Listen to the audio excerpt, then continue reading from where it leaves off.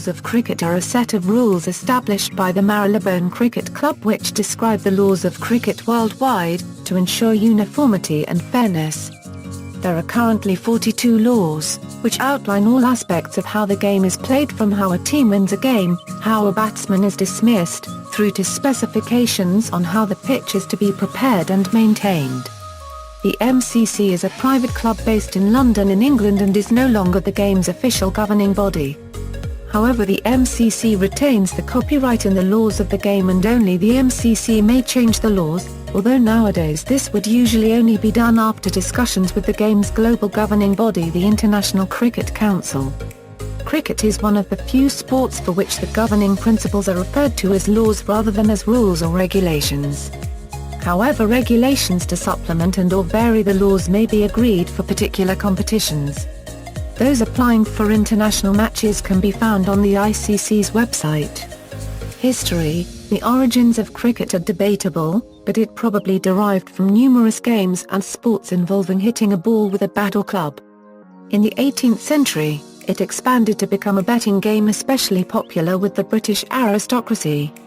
The earliest laws were drawn up in that context, to help regulate a game on which large sums of money were being staked.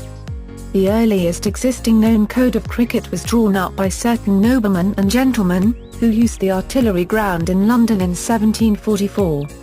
In 1755 there is further reference to the laws being revised by several cricket clubs, particularly the Star and Garter in Pall Mall, followed by a revision of the laws by a committee of noblemen and gentlemen of Kent, Hampshire, Surrey, Sussex, Middlesex and London at the Star and Garter in 1774. A printed form of the laws was published in 1775, and a further revision to the laws was undertaken by a similar body of noblemen and gentlemen of Kent, Hampshire, Surrey, Sussex, Middlesex and London in 1786. However, these laws were not universally followed, with different games played under different guidance. On May 30, 1788, the Marylebone Cricket Club, which had been formed by the leading noblemen and gentlemen playing the game just 1 year before, produced its first code of laws. Whilst the MCC's version of the laws were not accepted fully immediately, or applied consistently, it is the successor of these laws that governs the game today.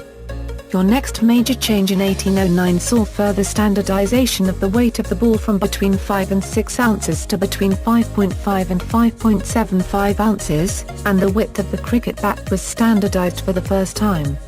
The law to score runs of a ball hitting the non-striker stumps was made redundant, and the length of stumps was increased from 22 to 24 inches and bails from 6 to 7 inches to help the bowlers, and the importance of umpires was further enhanced.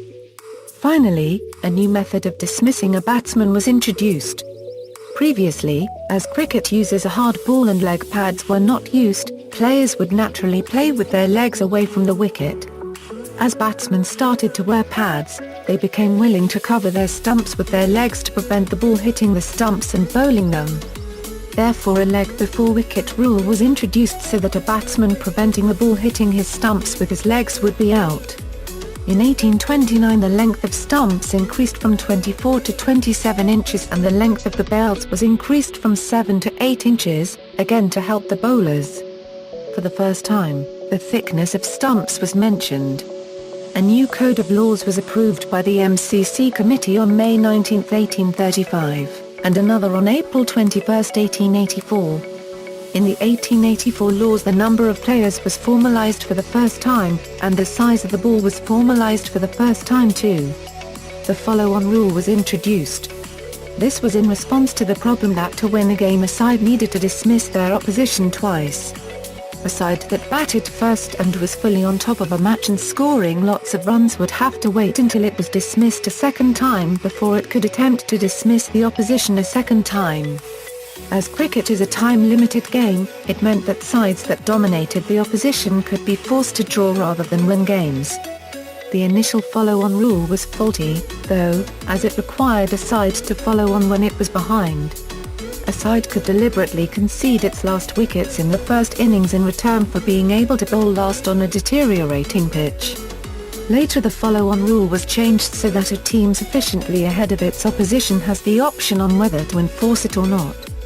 In 1947 a new code was approved by the MCC on May 7. In 1979, after a number of minor revisions of the 1947 code, a new code was approved at an MCC special general meeting on November 21. This is known as the 1980 code. Amongst other changes, imperial units are now followed by metric units in the specifications. In 1992 a second edition of the 1980 code was produced. In 2000